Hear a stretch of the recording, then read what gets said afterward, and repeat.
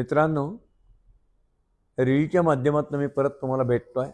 आठवड्यातनं 2दा माझे रील येत आहेत. एक प्रकारे रोजच तुम्हाला भेटतो आहे आणि तुम्ही मला रोजच भेटता. जेव्हा माझं रील येतं मी रोज रात्री झोपताना तुमच्या कॉमेंट्स बघण्याचा प्रयत्न करत असतो. खूप कॉमेंट्स असतात कारण इंस्टाग्राम आहे, यूट्यूब आहे, फेसबुक आहे आणि मी अजून तेवढा टेक्नो एक्सपर्ट नाही झाला की ते ओपन कशी करायची बघायची, पण बघत असतो. खूप आनंद वाटतो. बरोबर 18 नोव्हेंबर 2025ला पहिलं रील सुरू झालं. म्हणजे आज ऑलमोस्ट 4 महिने झाले. या 4 महिन्यातनं तुम्ही जर कॉमेंट, माझ्यावरच्या शुभेच्छा, जो वर्षाव करताय, जो प्रेम करताय, ते खरंच मला पेलवत नाही हो. देणाऱ्याचे हजारो हात आहेत. हजारो हाताने तुम्ही मला देताय, शुभेच्छा देताय, माझं कौतुक करतायत, माझ्याबद्दल आपुलकी दाखवतायत. परत उभे राहा DSK. परत आम्हाला तुम्हाला ऑन द टॉपला बघायचं आहे. परत टोयॅटो सुरू करा. परत ते घराला घरपण सुरू करा. आम्ही तुमच्या मागे आहोत. आम्ही परत FD देतो. आम्ही फ्लॅट तुमच्याकडे घेतो. हजारो हजारो तुम्ही शुभेच्छा मला देता. देणाऱ्याने देत जावे असं नाही, देणाऱ्याने हजाराने देताय तुम्ही. माझी झोळी त्याला कमी पडते आहे तुमच्या शुभेच्छा स्वीकारायला. खूप धडपडतोय. परत शून्यातनं उभं राहायचा प्रयत्न करतोय. पण अशाही काही कॉमेंट येतात, त्याही काही चूक नाही. मला आजच्या कॉमेंट संबंधी काही ना काही तुम्हाला उत्तर द्यायचं आहे. काही मित्र म्हणतात, सर तुमचा फोन नंबर द्या, आम्हाला फोनवर तरी भेटावं. काही मित्र म्हणतात, आम्हाला काही करून एकदा भेटायचं आहे तुम्हाला. लेटेस्ट कॉमेंटमध्ये सूचना आली की सगळ्यांना ॲटलीस्ट तुम्हाला एक एकट्याला भेटायला वेळ होत नसेल तर असं काहीतरी कार्यक्रम ठेवा, आम्ही सगळे तुमची शुभेच्छा घेऊन तुम्हाला भेटू. मित्रांनो, मलाही तुम्हाला भेटायचं आहे. प्रॅक्टिकली खूप डिफिकल्ट चाललं आहे. मी परत तुम्हाला सांगतो, मी कधी माझ्या तब्येतीचं, वयाचं किंवा माझ्या गरिबीचं किंवा श्रीमंतीचं कुठलंही कारण न सांगता मला एकच कळतं, जे करायचं ते तन मन धन अर्पून इथनं करायचं. Customer is the God. Customer कोण? तो फ्लॅट घेतो, गाडी घेतो नाही. कस्टमर म्हणजे माझा कोणी मित्र असेल प्रेम करणार, तोही माझा कस्टमर. माझा स्टाफ, माझा ऑफिस बॉय, माझा ड्रायव्हर, माझा इंजिनियर, माझा मॅनेजर, याला पण मी कस्टमर समजतो. कस्टमर म्हणजे जो पैसे देतो तो नाही, जो आपल्या हृदयात स्थान देतो तो आपला कस्टमर असतो. त्याच्याकरता सारखं धडपडायचं असतं. आणि म्हणून परत आता मी आयुष्याची ही सेकंड इनिंग परत सुरू करतो आहे. मग लिटरली साधारणतः सकाळी 6ला माझा दिवस सुरू होतो. आवरून बिवरून व्यायाम करून सगळं करून रात्री 11-12ला संपतो. रोज 12 तास ते 14 तास सतत काम करतो. कुठलीही तक्रार नाही. ऑफिस नाही आहे मला आज बसायला, नाही दुःख मला त्याचं. माझं राहतं घर पण जप्त केलं होतं नाही, मला नाही त्याचं दुःख. कशाचं दुःख नाही, कारण मी शून्यातनं सुरू केलं होतं, यातलं कसलं दुःख नाही. मग परत करताना मी तुम्हाला नेमकं कुठे भेटू, कधी तुम्हाला फोन नंबर देऊ, परत सगळं सुरू करताना 76 वय आडवं येत नाही आहे मला, पण मला एक लिमिट येते. मी तुम्हाला थोडं भेटायला नाही जमू शकत. मित्रांनो, गैरसमज करू नका. जेव्हा कधी माझं परत ऑफिस सुरू होईल तेव्हा ते सगळे जगाला पत्ता असेल, जाहिराती सुरू होतील, नक्की तिथे भेटेल तुम्हाला. आत्ता पण तुम्ही कोणी रस्त्यात भेटतं, मला रोज भेटतायत. रोज रस्त्यात लोक भेटतायत. कधी मुंबईला जाताना मी त्या फूड मॉलला थांबतो, तिथे भेटतायत. कधी मंडईत भेटतायत.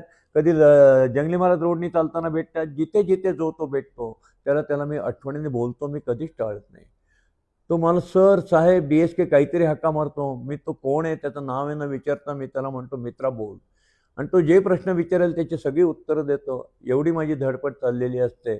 पण मला एवढंच तुम्हाला विनंती आहे की जे आत्ता लेटेस्टमध्ये पण आले की काही करून भेटा. तुम्ही म्हणाल हा DSK नुसताच गप्पा मारतो, भेटत का नाही आहे, फोन नंबर का देत नाही, आम्हाला फोन का करत नाही, साधे 2 शब्द का बोलत नाही, तर थोडे समजून घ्या रे. परत सगळं सुरू करताना जे काही आहे त्या लिमिटेड काळ वेळामध्ये होत नाही आहे. पूर्वी ऑफिस होतं, सगळं स्टाफ होता, सहज शक्य होतं. आता मला वेळ देणे, फोन करणे हे प्रॅक्टिकली शक्य होत नाही. तेव्हा त्याच्याबद्दल प्लीज गैरसमज करू नका.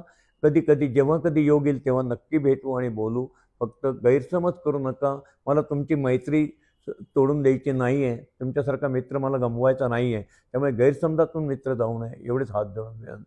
आणि मग मला आत्ता जे आहे ना, लोक म्हणतात तुम्ही हे काय वाटतं आहे, फ्लॅट ताबे द्या, पैसे देत नाही, हे नुसतीच बडबड काय करतात. अरे आत्ता माझ्याकडे जे आहे ना ते देत जावं. देणाऱ्याने देत जावे, घेणाऱ्याने घेत राहावे. एके दिवशी घेणाऱ्याने देणाऱ्याचे हातच घ्यावे. आज मी जे अनुभव माझ्यातनं, मी शून्यातनं सुरू करताना जे मला अनुभव आले ते माझ्याबरोबर संपून जातील ते. तुम्हाला सांगू दे, यातनं कित्येक तरुण प्रेरणा घेत आहेत, त्यातनं नवीन व्यवसाय सुरू करतात. त्यांना माझे अनुभव सांगतोय मी. तर याच्यामध्ये माझ्याकडे आत्ता देण्यासारखं हेच आहे. आणि तुम्हाला सांगतो, मला हे प्रत्येक गोष्ट आपण आयुष्यात शिकायला मिळते. मला अब्दुल कलामांचं एक वाक्य खूप आवडतं, खूप वाक्य ते आवडतं. मागच्या एपिसोडमध्ये कदाचित सांगितले असेल.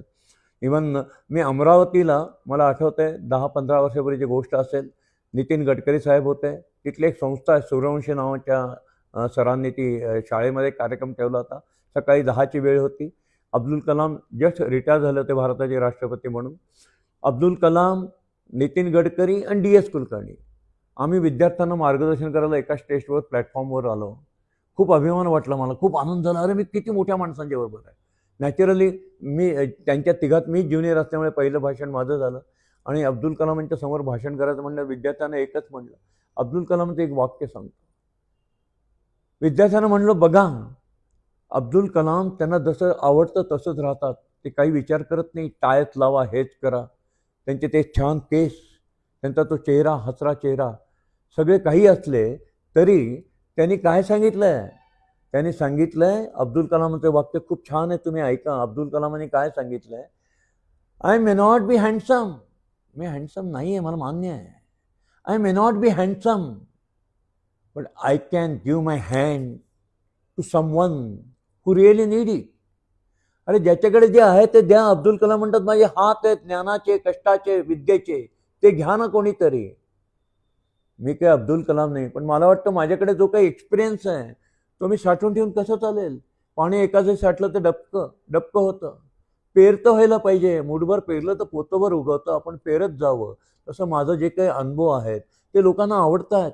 आज हजारो लाखो, ते माझे मोडून पडला संसार ह्या कवितेला ते 16 लाख लोकांनी बघितलं. कुठली रील आली की रोजचे 20,000 25,000च्या खाली आकडा येत नाही. याचा अर्थ लोकांना आवडतं. 4-4 महिने झाला DS कुलकर्णी बडबड करतोय.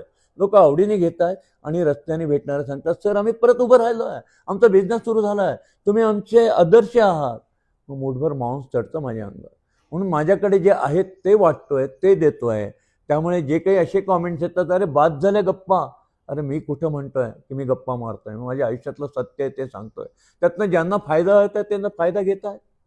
प्रत्येक शब्दातनं जमिनीमध्ये आंब्याची कोय लावली तर आंब्याचं झाड उगवेल, पैशाचं नाही उगवणार. आज जे माझ्याकडे ज्ञान आहे ते वाटतोय आणि त्या ज्ञानाचा एक वृक्ष उभा राहतोय, त्याचा तरुणांना फायदा होत आहे, म्हणून मी हे करतोय. त्याच्यामुळे थोडं सांभाळून घ्या, माझ्याबद्दल गैरसमज करू नका आणि एक एक तुमच्या प्रश्नाची उत्तरं देत नक्की जाईल. नक्की तुम्हाला जेवढं मला सांगता येईल ते तेवढं सांगेल. स्टोरी सुरुवात झाली लहानपणापासून, आत्ताचे एपिसोड चालले.